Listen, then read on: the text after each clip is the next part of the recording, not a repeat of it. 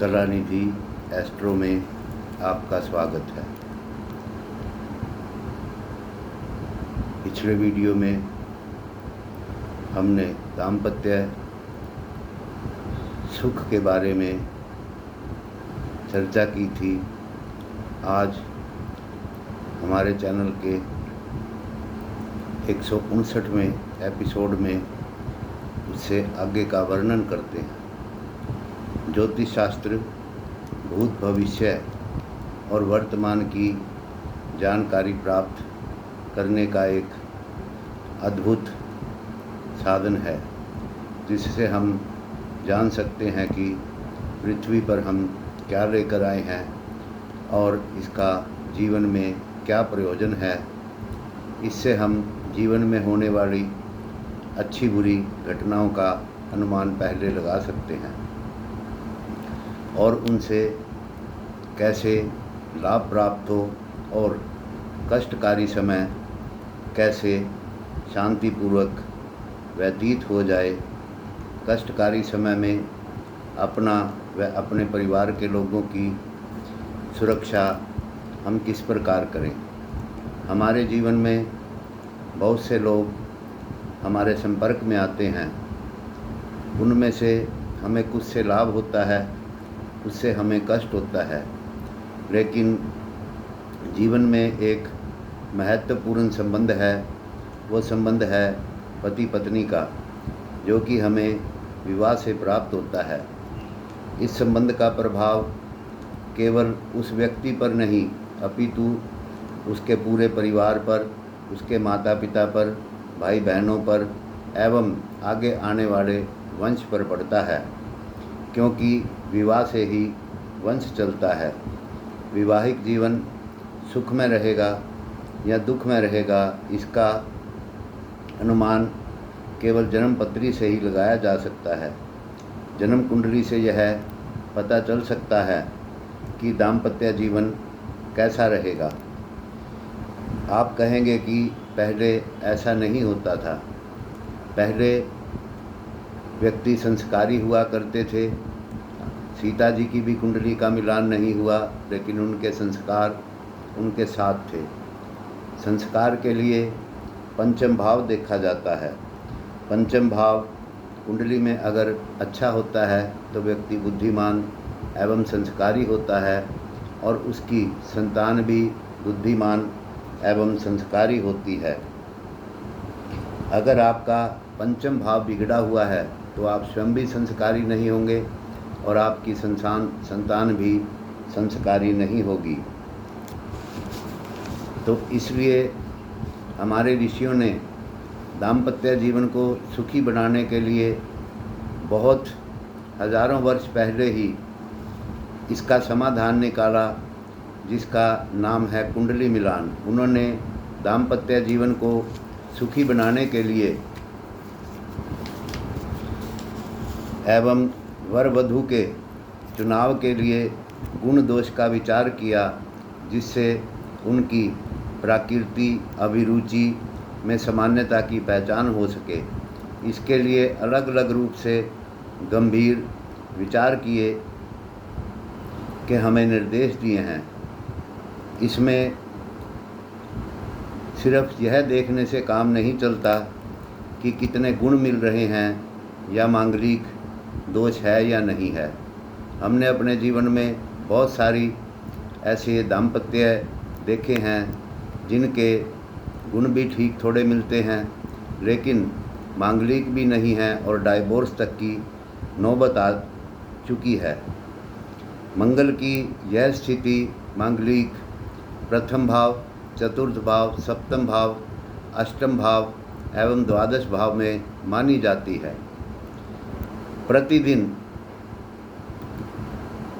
मंगल गोचर में प्रथम, चतुर्थ, सप्तम, अष्टम एवं द्वादश भाव में आता है। प्रतिदिन जन्म लेने वाले बच्चे 40% मांगलिक होते हैं। तो ऐसी स्थिति में घबराने की ज़रूरत नहीं होती। पूर्ण रूप से कुंडली देखनी चाहिए। लेकिन सामान्य तौर पर हम गण मिलान और मांगलिक दोष देखते हैं और उसके बाद विवाह कर देते हैं।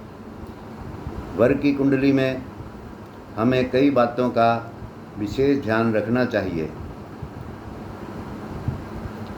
उसके अंदर अच्छा स्वास्थ्य, अच्छी शिक्षा, उत्तम चरित्र, दरिद्र दोष, अच्छा भाग्य, दीर्घायु एवं संतान योग अच्छे होने चाहिए। इस प्रकार ये बातें विचार कुंडली के अंदर हमें करनी चाहिए, लेकिन ऐसा होता नहीं। हम सिर्फ गुण मिलान करते हैं। गुण मिलान चाहे कम भी हो, लेकिन अगर कुंडली श्रेष्ठ मिल रही है तो दाम्पत्य जीवन सुखी रहता है। पिछले एपिसोड में हमने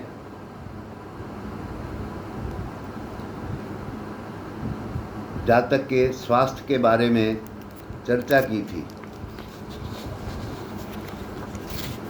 उसके विषय में हमने आपको बहुत सारी जानकारियाँ दी थी। वीडियो के अंदर सभी जानकारियाँ नहीं दी जा सकती, लेकिन इनके लिए ध्यान देना अति आवश्यक होता है। आज के एपिसोड में हम कुंडली मिलान की दूसरी विशेष बात करते हैं, वो है धन। अगर जातक के पास धन नहीं होगा तो जीवन की गाड़ी कैसे चलेगी। बहुत से लोगों को हमने देखा है वेल सेटल्ड जॉब पे काम करते हैं, लेकिन उसके बाद भी उनकी गुजर बसर ठीक से नहीं चलती। कोई ना कोई खर्च आया रहता है। अगर किसी को उधार पैसा दे दिया तो पैसे मर जाते हैं। अन्य फजूल खर्चों से भी परेशानी देखने में आई है। धन का ठीक मैनेज न कर पाना आदि, समय पर सही शुद्ध उपयोग ना होना, यह बहुत सी कमियां होती हैं। हम रिश्ता करते समय देखते हैं कि पिता के पास बहुत धन है, चलो रिश्ता कर देते हैं। आपने घर देखा और रिश्ता कर दिया, लेकिन स्वयं की कमाई न देखी। इन सब प्रकार के लिए दरिद्री योग देखने चाहिए। जब कुंडली में दूसरा भाव बिगड़ जाता है तो धन की बहुत हानि होती है। दूसरे भाव से पद एवं परिवार का निर्णय लिया जाता है, जिसके बिगड़ जाने पर अलग परिवार होता है। ऐसी स्थिति में या तो पति पत्नी रह जाते हैं, या केवल पिता पुत्र रह जाते हैं, या धन की अभाव के अंदर बहुत सारी समस्याओं का सामना करना पड़ता है, क्योंकि यह अलग परिवार सुख योग भी बनाता है, जिस कारण व्यक्ति अकेला ही रह जाता है या अपने पद से अलग हो जाता है। आदि समस्याएं जीवन में बहुत परेशान करती हैं। जानते हैं कुछ प्रसिद्ध दारिद्र्य योग। सबसे पहले कुंडली में देखें कि 8वें भाव का स्वामी, लगन से आप 8 तक की गिनती करें।